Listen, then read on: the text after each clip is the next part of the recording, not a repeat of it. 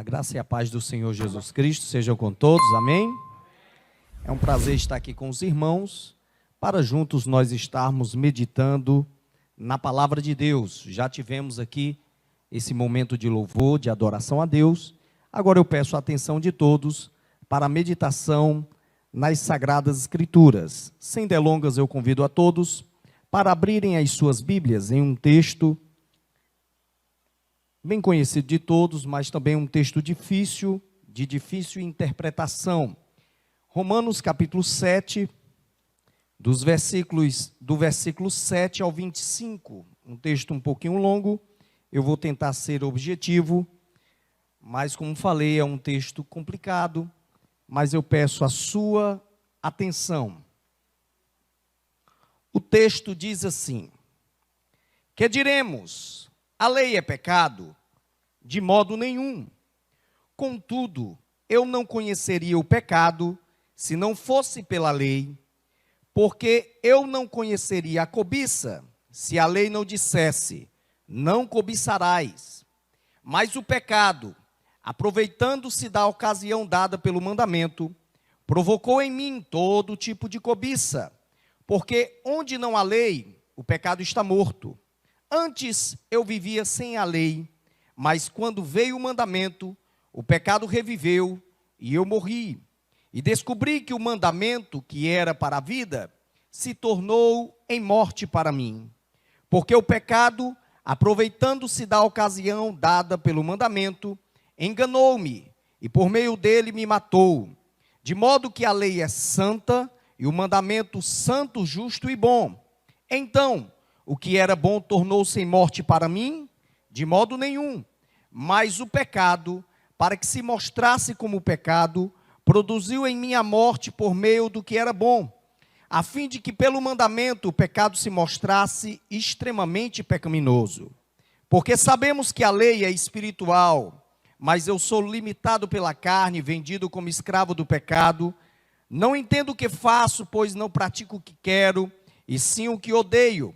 E se faço o que não quero, concordo que a lei é boa.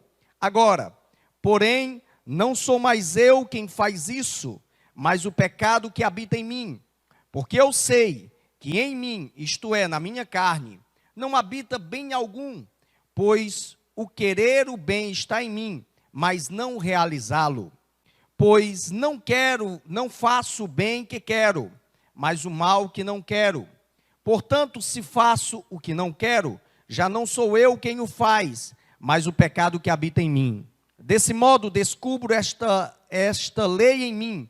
Quando quero fazer o bem, o mal está presente em mim.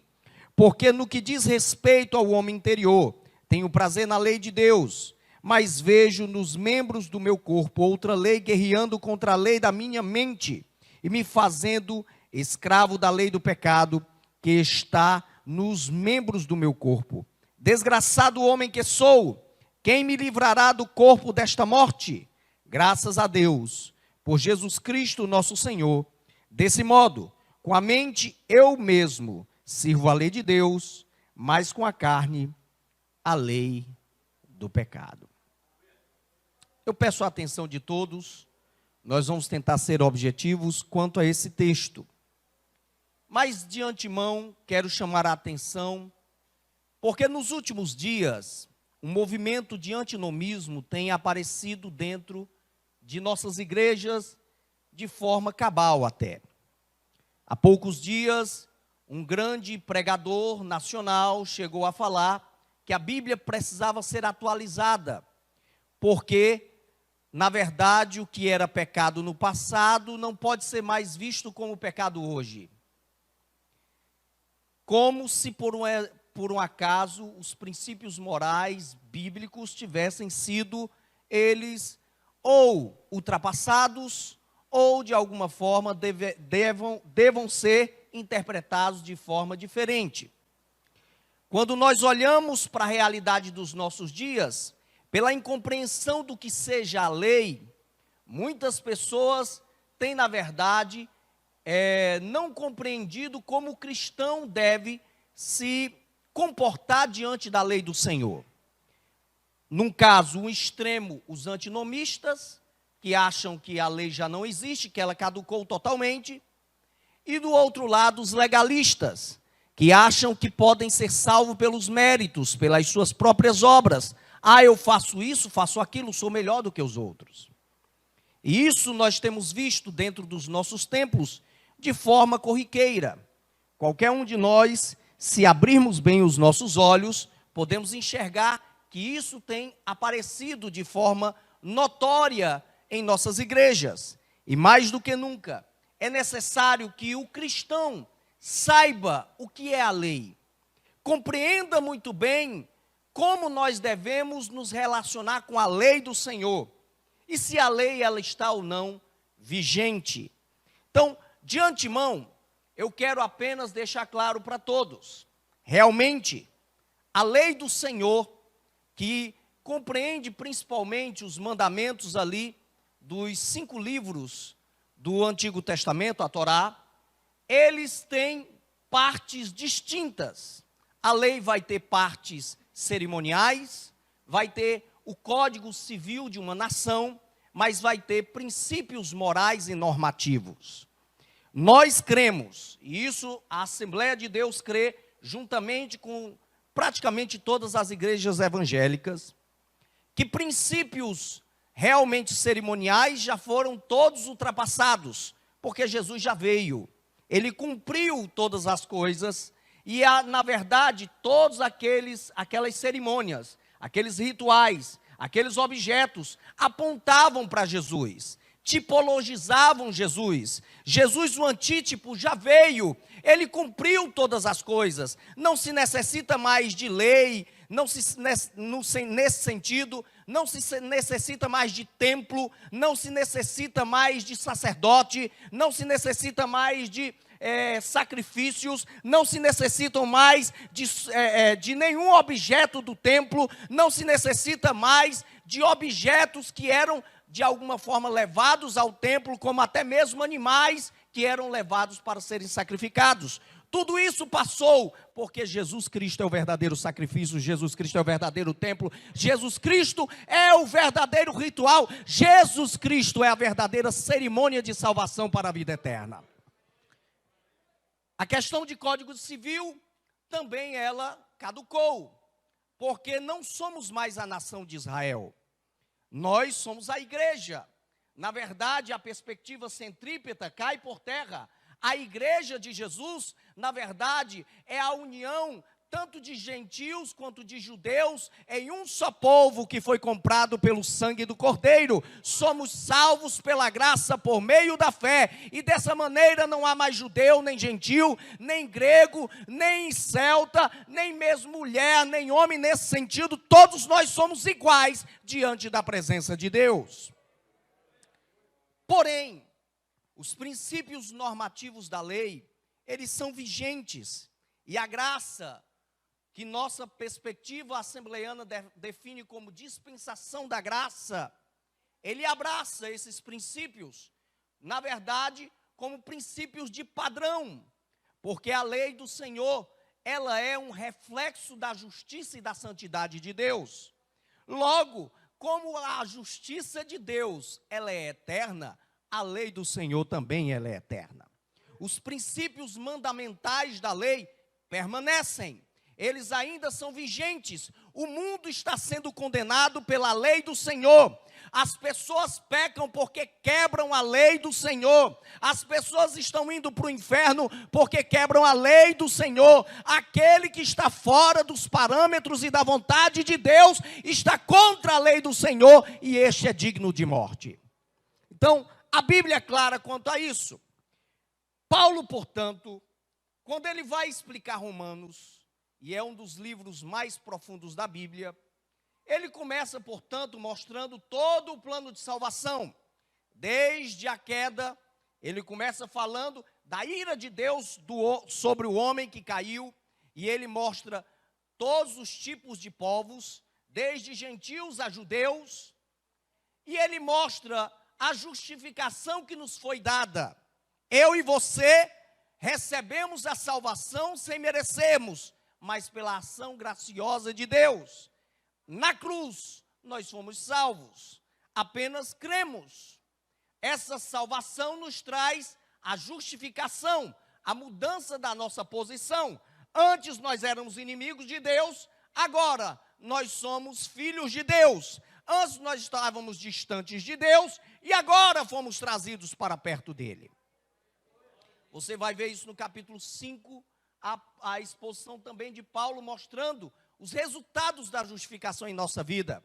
Justificados, pois, em Cristo, temos paz com Deus e livre acesso à sua glória. Agora nós temos essa paz, essa amizade, essa intimidade com Deus. Nós antes estávamos mortos, agora estamos vivos pelo Espírito Santo de Deus.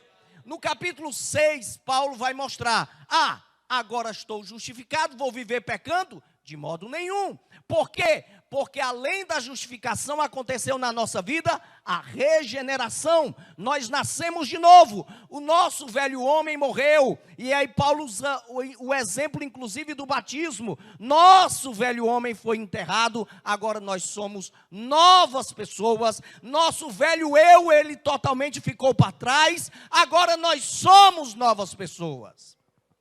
Do capítulo 6, verso 15, Paulo vai falar claramente que nós agora somos não mais escravos do pecado, mas nós somos escravos de Deus agora.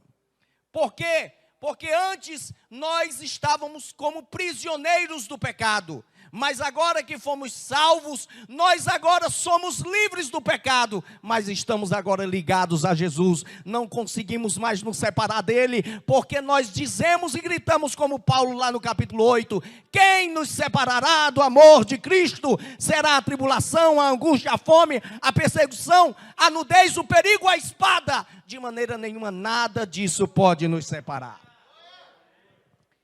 Amados, e aí ele chega no capítulo 7, falando da lei. Como nós éramos pecadores, infratores da lei, nós estávamos ligados a ela. Ora, a lei, quando falo, é a lei moral, ela nos condenava. Por quê? Porque todos nós aqui pecávamos.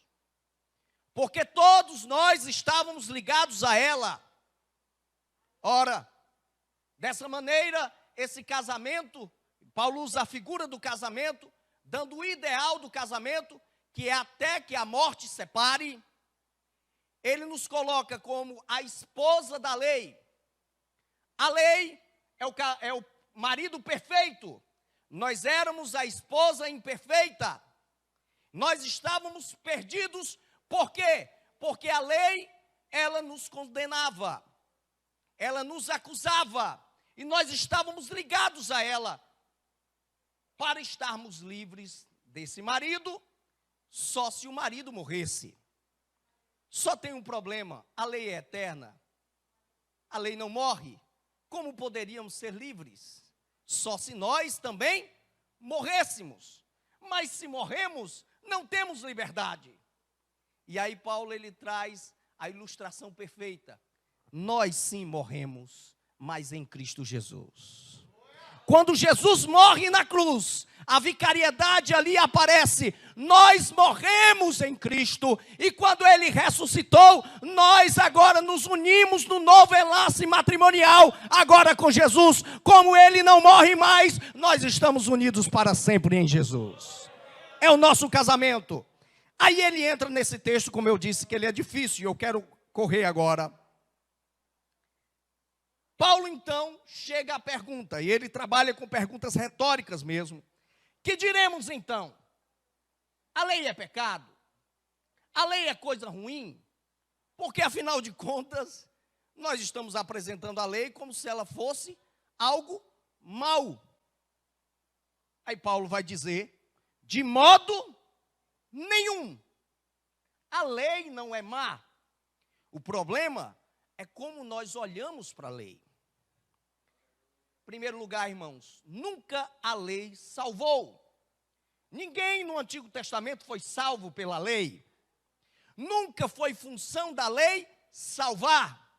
A função da lei não é esta. Pelo texto bíblico, a lei, em primeiro lugar, tem qual função? revelar o pecado. O texto diz, no verso 7, ninguém conheceria o pecado se não fosse pela lei. A função da lei não é salvar, porque nenhum homem conseguiu cumprir a lei, porque o homem estava totalmente preso ao pecado, estava depravado espiritualmente. Qual é então a função da lei? Então, ela mostra o pecado. O nosso código penal, a nossa lei, se você é um homem de bem, não infringe a lei, nunca vai ter um policial batendo na sua porta. Você é uma pessoa boa, não está fazendo nada de errado, mas se você é um criminoso que foi pego em flagrante, você vai ser preso. E a lei foi má por causa disso? Não. O erro foi seu. O crime foi seu. Foi você que infringiu a lei. Ora, irmãos, a lei reflete a santidade de Deus.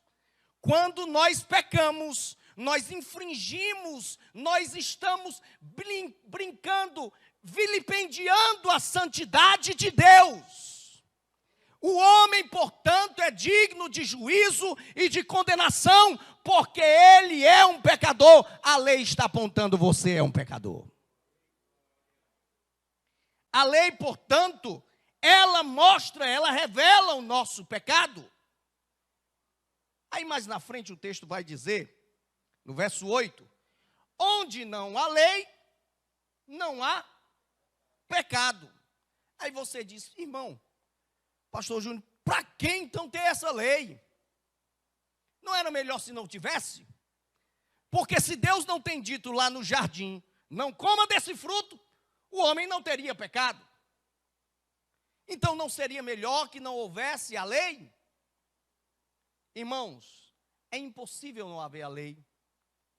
Primeiro, numa perspectiva totalmente transcendental, a lei reflete os valores de Deus. Ela tem de existir. Segundo, numa perspectiva antropológica, nós não somos seres amorais. Nós somos seres morais, porque fomos criados à imagem e semelhança de Deus. Um animal é que é um ser amoral, que não tem princípios éticos, não tem princípios morais, mas nós já nascemos com princípios morais, sabemos o que é certo e o que é errado. A lei já foi inscrita em nossos corações, nós já sabemos o que é certo, e quando pecamos, sabemos que estamos pecando. Por isso que é impossível. Em terceiro lugar, a lei, ela é necessária e ela existe, porque ela está nos auxiliando tanto na nossa relação com Deus, como com a nossa relação uns com os outros.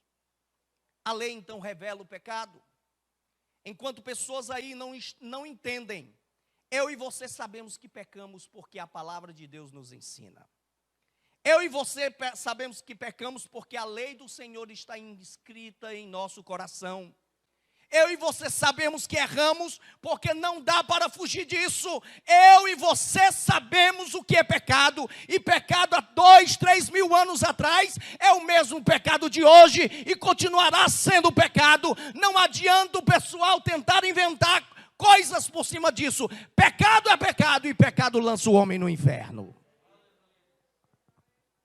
É interessante o exemplo de revelação do pecado que o apóstolo Paulo dá. Ele vai falar do mandamento, e ele fala da cobiça. Lembremos, Paulo, ele sabe muito bem falar de lei, porque Paulo era fariseu. Tinha sido fariseu. Ele sabia muito bem o que era lei. E por que Paulo não enfatizou o primeiro, o segundo, o terceiro mandamento? Ele enfatiza o 10º. Porque a cobiça, amados irmãos, diferente dos demais, ela não apenas está ligada a um estereótipo, porque em eu não matar, em eu não roubar, é uma atitude estereótipa. Os outros veem você fazendo. Mas a cobiça não está apenas num perfil objetivo, mas num perfil subjetivo.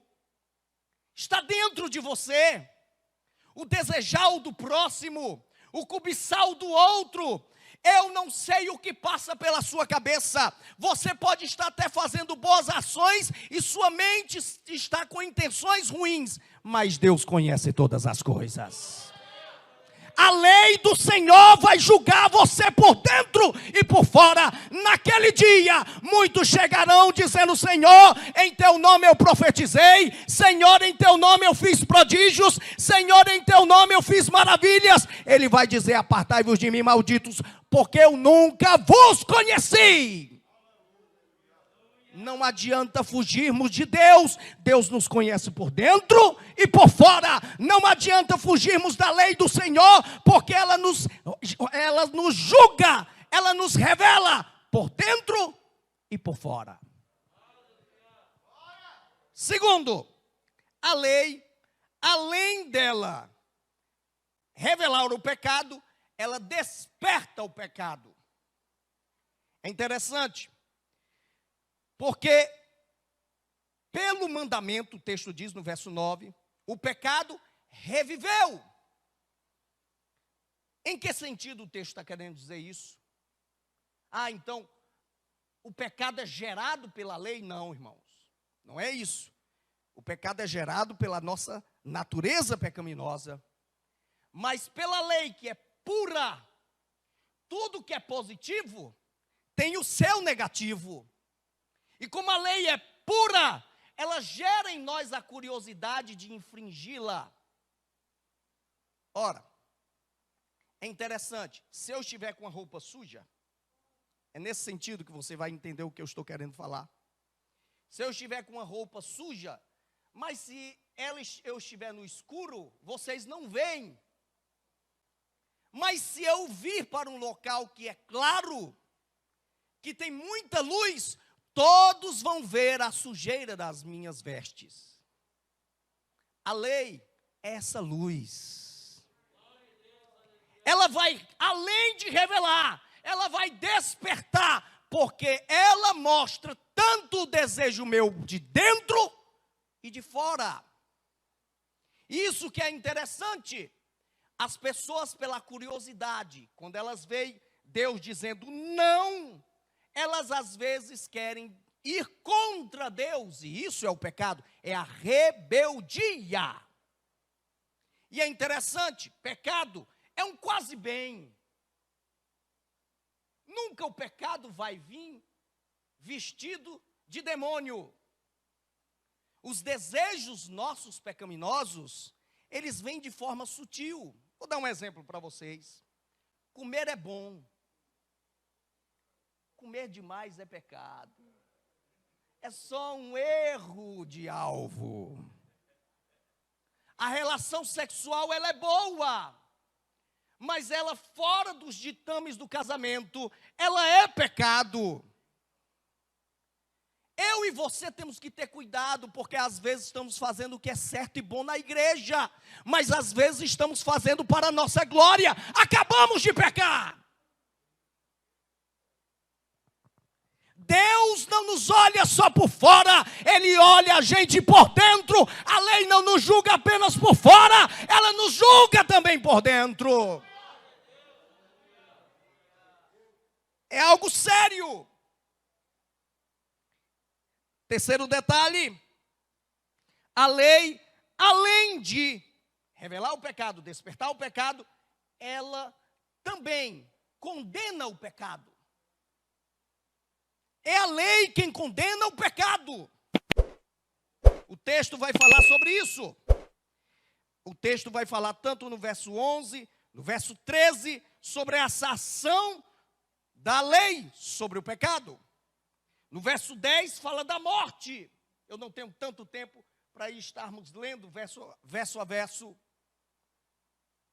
A lei, ela nos julga, ela nos condena. E a condenação do pecado é a morte. Adão e Eva pecaram e receberam como salário da sua infração, a morte. Eu e você, pelos nossos pecados, somos dignos de morte. E quando eu falo morte aqui, não é apenas a morte física, é a tríplice morte, a espiritual, a física e a eterna. Logo, eu e você não somos dignos de batermos no peito e dizermos, somos melhores. Pare de se achar melhor, irmão. Pare de se achar melhor do que o outro. Desça do seu pedestal. A lei aponta para o seu erro. A lei aponta para o seu pecado. A lei aponta para a humanidade e diz, você não atinge o padrão de Deus.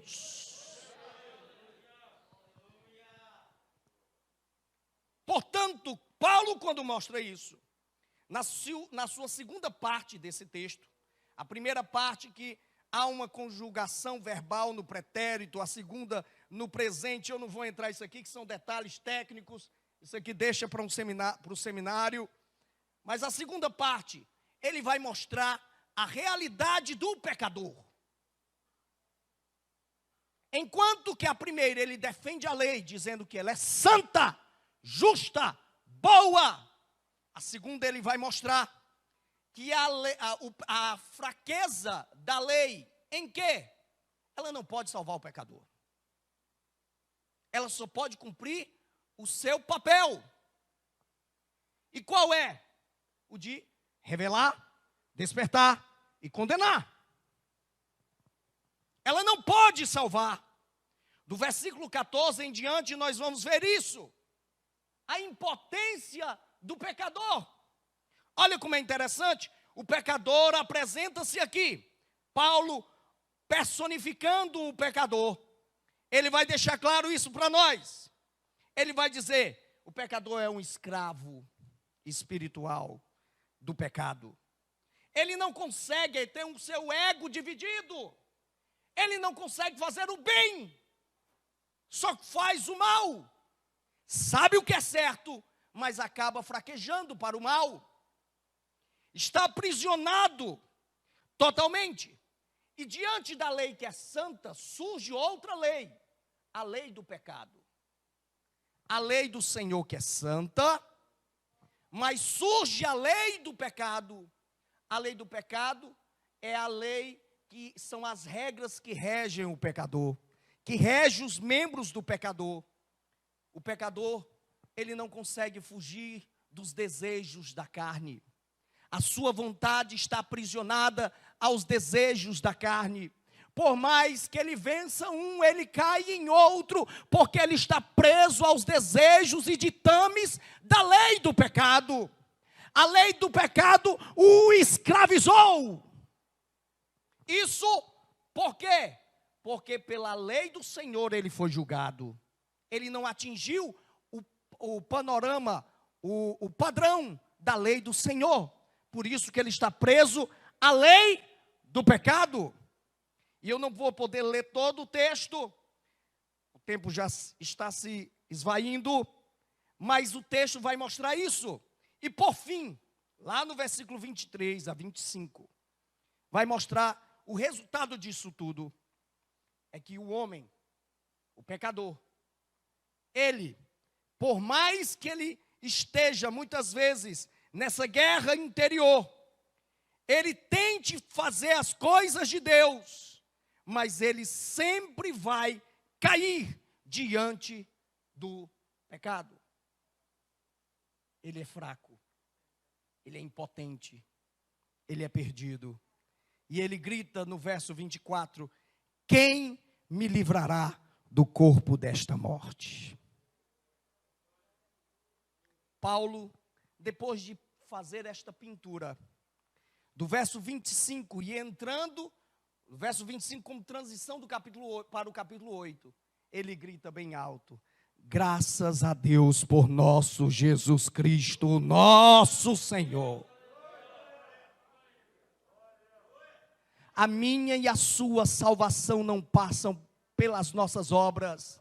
a sua salvação não está atrelada aos nossos rituais. A sua salvação não está presa àquilo que nós temos, que achamos que temos, os títulos que achamos que temos. A sua salvação está na cruz de Cristo Jesus. É nela que nós temos a vida eterna. Mas eu gosto do capítulo 8, eu vou encerrar com ele. Paulo mostra esse estado totalmente decadente do ser humano. É como se Paulo estivesse dizendo: eu por mim mesmo, ou o ser humano por ele mesmo, é impotente. Está perdido. Não pode nada. A lei do Senhor o julga e ele ainda é preso pela lei do pecado. Aí ele entra no capítulo 8 e ele grita bem alto assim: portanto, agora, nenhuma condenação há para os que estão em Cristo Jesus. Por quê? Verso 2: porque a lei do Espírito da vida te livrou da lei do pecado e da morte. Eu e você não somos mais escravos do pecado. Eu e você não somos mais escravos da lei do pecado. Eu e você podemos olhar para os nossos membros e dizer: não, eu não quero esse pecado, eu quero Jesus de Nazaré. Eu não estou dizendo aqui, irmãos, que você é impecável. Porque o pecado, as sequelas do pecado ainda estão em nós, os hábitos pecaminosos ainda estão em nós, ainda o pecado tem a sua presença em você. Mas a diferença é que agora você não é mais escravo do pecado. A sua vontade não se dobra mais diante do Senhor pecado. O seu Senhor é Jesus de Nazaré. E o texto diz assim, ora, continuando: pois o que era impossível para a lei, aqui é a lei do Senhor, visto que se achava fraca por causa da carne, não que a lei do Senhor esteja fraca, mas ela não pode salvar. Por quê? Porque a nossa carne vai contra ela. Deus o fez na carne. E Paulo vai no trocadilho. Deus o fez na carne em que sentido? Ele envia o seu Filho Jesus, condenando o pecado, enviando o seu próprio Filho em semelhança da carne do pecado e como sacrifício pelo pecado. E aí o verso 4, para eu encerrar minha palavra: para que a justa exigência da lei de Deus se cumprisse em nós, que não andamos mais segundo a carne, mas segundo o Espírito. Olha, irmãos, a lei exigia perfeição de nós, era impossível para todos nós, mas Jesus veio e a vicariedade da cruz, a nossa maldição caiu sobre ele, a maldição da lei caiu sobre ele, a justiça de Cristo nos foi imputada. Deus, quando olha você, não vê você, vê a glória e a justiça de Cristo Jesus. Eu e você entraremos nos céus, porque estamos unidos a Cristo. Mas não é só isso, porque se fosse só isso, você poderia sair dizendo: ah, eu vou sair pecando. Não é só isso. Continuação do texto: nós não andamos mais segundo a carne, mas segundo o Espírito.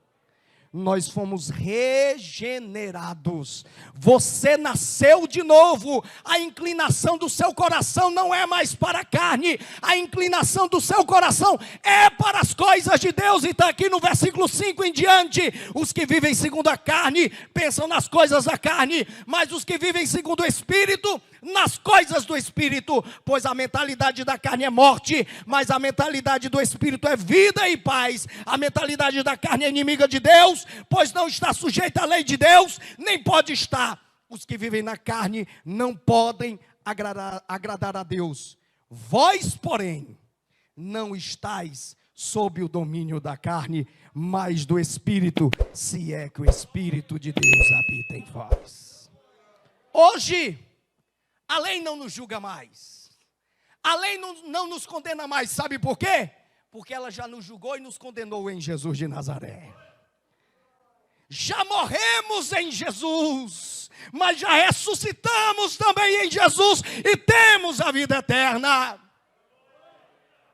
Agora, eu e você cumprimos os padrões morais da lei, não para sermos salvos, mas na verdade, nós cumprimos porque fomos salvos em Jesus.